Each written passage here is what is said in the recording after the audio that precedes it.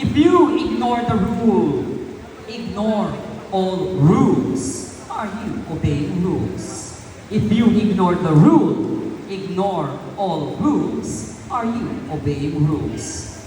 Ladies and gentlemen, this specific statement of ignore all rules is just like our laws. These are created for us to follow, to create a harmonious community. So therefore, if the rule is not to follow it, then definitely I am obeying it. It's not specifically stating that it is negative, but the idea of the positivity that you are simply following specific something that is given to you, then definitely you're a law-abiding citizen. It doesn't matter what the law is or what the rules are.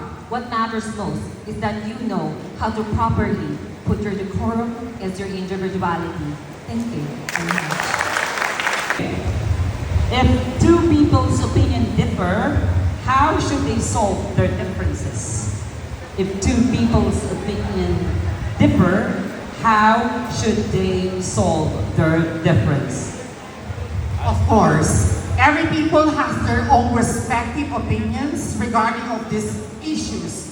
But to resolve this, there's only one thing, and you have to respect the opinion of that person.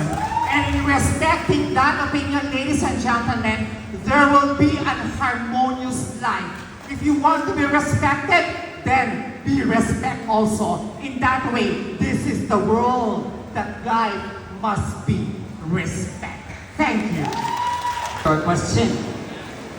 Would you think that the world would be a better place to live in if we only have one leader and one form of government? Again, I repeat, would you think that the world would be a better place to live in if we have only one leader and one form of government? Thank you so much. Good evening. Geographically speaking, when we say world, then definitely it consists of different countries and continents. So different countries and continents have different races, tradition, and culture, which needed, of course, one specific leader and not one only leader, and no form and different types of unique abilities of the government rules. Every specific laws and bylaws to be abided in one specific country should definitely come according to the needs, the climate. So I believe it is not applicable to one leader and one government rule. Remember, it's unique, every country, be it in the Philippines or in the Europe area. It's a matter. Compared to fossil fuels like oil and coal, nuclear power is one of the cleanest and most cost-efficient source of energy. Do you think the Philippines should use nuclear power plants as an alternative source of energy?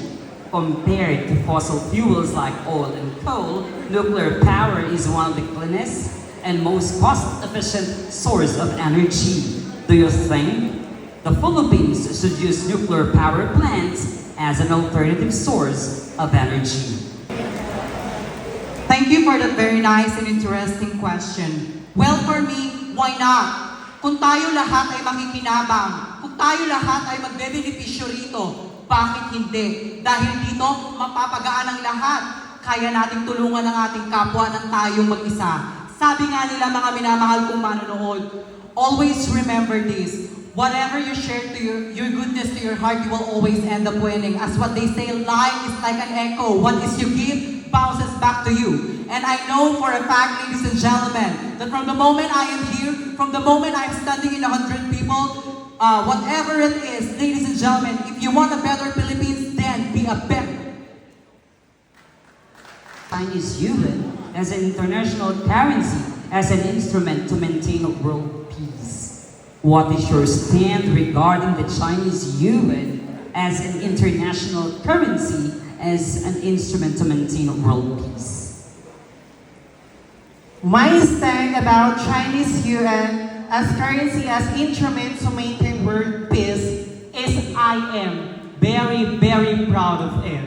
Bakit? Dahil walang sino ang tao ang kayang mag-stand para sa world peace at kapayapaan ng ating bansa. Kaya susuportahan ko po siya kahit siya ay banyaga. At least, siya po ay nagbabahagi ng kapayapaan dito sa ating mundo. Because always remember, what you do to yourself dies with you. But what you do to humanity remains in forever. Thank you. What would you say if you have 5 minutes to defend the human race from a group of aliens who are going to obliterate humanity?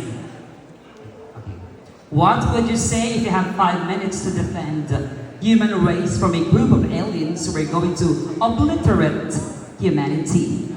Tagalog. Ano ang sasabihin mo kung meron kang 5 minuto na depensahan ang buong sangkatauhan sa grupo ng mga alien na gustong i-wipe out lahat ng tao?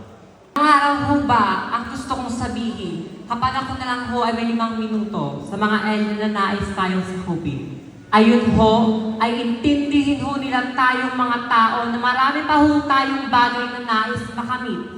Kagaya ho naming mga LGBT, kami po ay narito dahil nais ho namin maisapatas ang SOGB.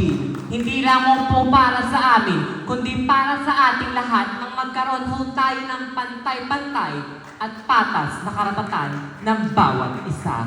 Thank you.